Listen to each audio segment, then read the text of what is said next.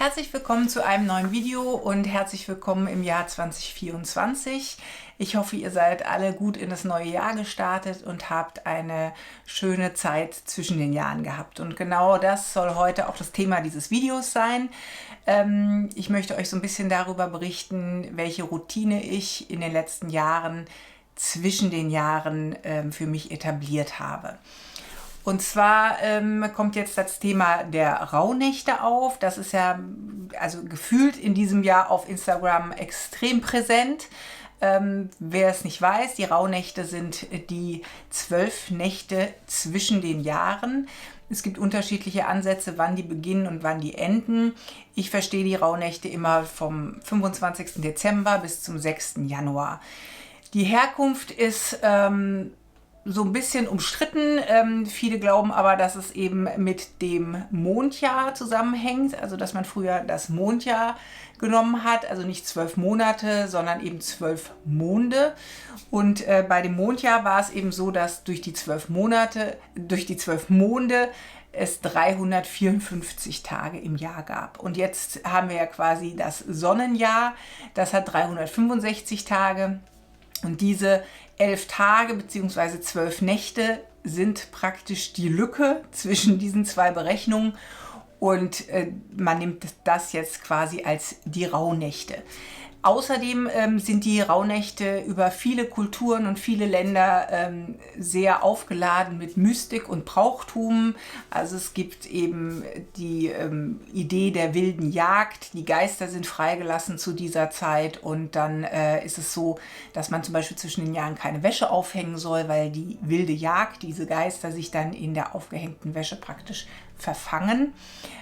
Oder dass gesagt wird, in dieser Zeit zwischen den Jahren können die Tiere im Stall sprechen. Also das ist tatsächlich auch noch so ein Brauch, den mir meine Oma als Kind erzählt hat, was ich sehr faszinierend fand. Und es wurde auch früher geräuchert, also mit Weihrauch, in den Ställen vor allem, also damit es eben darum geht, dass die Tiere gesund bleiben für die Landwirte, die eben von diesen Tieren abhängig waren, für ihren Lebensunterhalt und für überhaupt ihr Leben, also ihre Ernährung.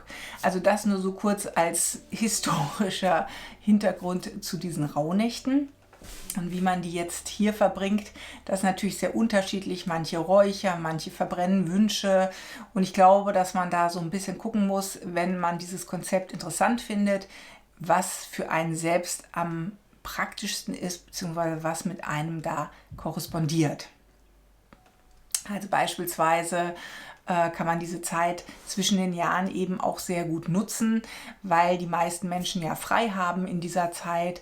Man ist durch die Jahreszeit, also Winter, wo es eben draußen kalt ist, man geht nicht so viel raus, man hat diese Feierlichkeiten gehabt, also Weihnachten, dann Silvester, dass man da auch eben diese innere Einkehr so ein bisschen praktiziert und sich ausrichtet auf das neue Jahr und das alte Jahr abschließt.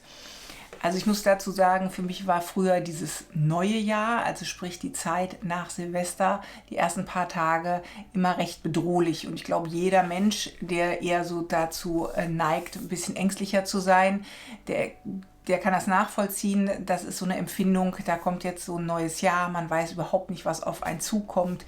Das Wetter draußen ist auch nicht gerade super günstig für die Psyche und ja, das kann einem schon Angst machen, dass man so denkt, ja, wie wird jetzt dieses Jahr, hoffentlich wird alles gut, hoffentlich bleiben alle gesund, all diese Gedanken, die man dann eben hat, bis dann der Alltag wieder losgeht und man eigentlich mitten im Jahr drin ist.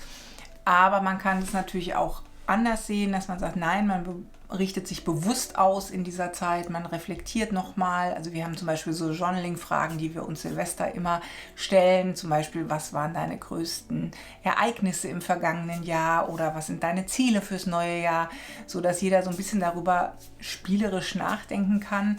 Aber es hilft natürlich auch zu sagen, okay, was habe ich denn jetzt im letzten Jahr beispielsweise alles erreicht? Was war denn gut für mich? Sich darauf auszurichten und gleichzeitig auch darauf auszurichten, was kann denn im neuen Jahr kommen? Was wünsche ich mir denn vom neuen Jahr?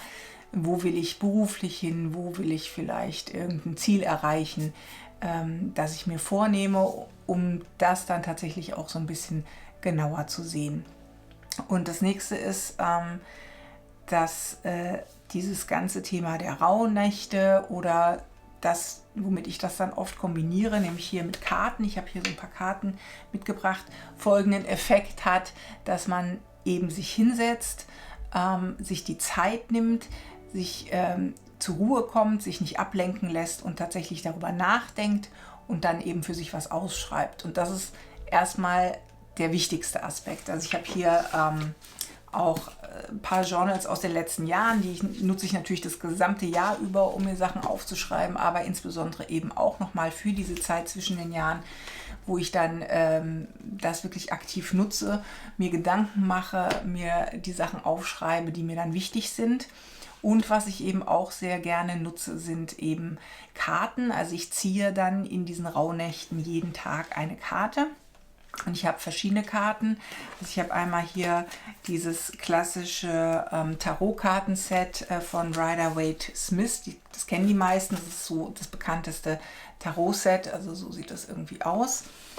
Ich habe mir hier dieses Jahr noch ein neues Tarot-Set gekauft. Das basiert auf derselben Struktur der Karten, ist ein nordisches Tarot. Ich mochte aber eben die Bilder sehr gerne von diesen Karten. Das fand ich also sehr schön. Wobei da ist auch so ein kleines Erklärungsbuch dazu. Das ist vielleicht ganz gut, wenn man ganz neu damit anfängt, aber mir war da jetzt so ein bisschen zu wenig oder zu oberflächliche Erklärung der Karten dabei. Und was ich dann noch habe, sind diese Karten. Das sind so Orakelkarten. Und die finde ich sehr schön, die mag ich auch sehr gerne. Und interessanterweise gleich die erste Karte heute ist hier, ich weiß nicht, ob ihr es jetzt seht, die Karte Community, was ja sehr gut passt hier, weil wir wollen ja hier eine nette Community sein, ist jetzt hier oben drauf und es gibt hier ganz viele verschiedene Karten, die, wie ich finde, sehr, sehr schön gestaltet sind und die jetzt nochmal so ein bisschen eine andere Erklärart haben als das klassische Tarot.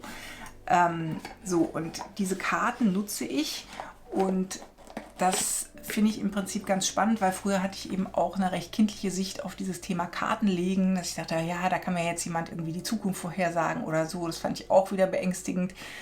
Das ist es aber eigentlich nicht, weil man zieht diese Karten oder auch eine oder mehrere Karten und dann liest man, was zu dieser Karte suggeriert wird und dann guckt man eben, was korrespondiert mit einem selber. Also was kann ich jetzt praktisch aus dieser Botschaft der Karte für mich annehmen?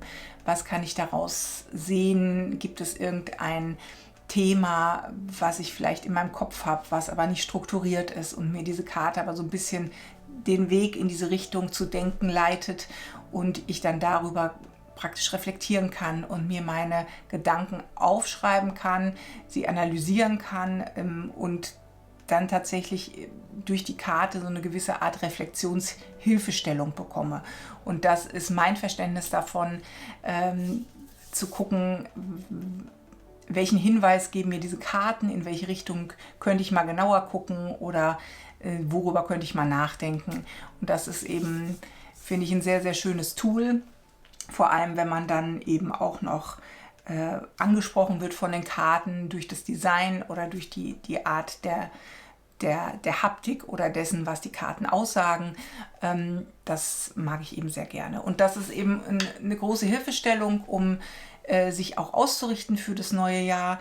Und daraufhin kann man dann eben journalen dazu, man kann sich die Gedanken noch länger, man kann darüber meditieren oder man kann eben auch ein Wishboard erstellen, wenn man das gerne macht. Also wenn man gerne auch kreativ unterwegs ist, kann man sagen, gut, ich mache jetzt noch ein Wishboard und klebe mir und schreibe mir und mal mir darauf all die Dinge, die mir für das kommende Jahr wichtig sind. Und dass diese Ausrichtung eben auf das Neue, sich einzustimmen auf das, wo man tatsächlich hin will, nicht irgendwie so ziellos wie ein Fähnchen im Wind in dieses Jahr zu wehen, sondern tatsächlich zu sagen, okay, das sind meine Ziele und das würde ich mir wünschen und das möchte ich vielleicht erreichen, dafür habe ich den und den Plan, da auch ein bisschen konkreter zu werden.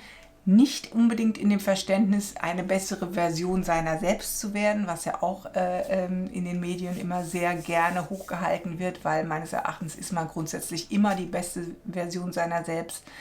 Aber dass man eben guckt, wo kann ich so kleine Stellschrauben bedienen, die mich in neue Richtungen bringen oder wo sind Sachen, die mir schon lange Zeit nicht mehr gut tun, die ich vielleicht einfach verändern kann. Oder eben meistens ja nicht so einfach verändern kann. Aber das eben zu reflektieren, sich diese Zeit für sich zu nehmen, für die eigene Ausrichtung, das finde ich eben das Schöne an den Rauhnächten, an den Tarotkarten, an den Orakelkarten, am Wischboard, egal was man macht. Aber sich die Zeit dafür zu nehmen und zu gucken, wo möchte ich eigentlich hin in meinem Leben, das halte ich immer für eine gute Geschichte. Ja, und dann hoffe ich, dass euch das Ganze hier so ein paar Anregungen gebracht hat. Und natürlich sind diese Sachen nicht auf 6 Rauhnächte oder 12 Rauhnächte in dem Fall beschränkt, weil ihr könnt das natürlich jederzeit machen. Das ganze Jahr über kann man sich neu ausrichten, das ganze Jahr über kann man reflektieren und gucken, was will ich verändern, wo will ich hin oder was ist wirklich gut, wofür bin ich dankbar. Und vielleicht habt ihr eine kleine Anregung mitgenommen und dann freue ich mich, wenn wir jetzt gemeinschaftlich in ein tolles 2024 starten und uns im nächsten Video wiedersehen. Bis dahin, liebe Grüße.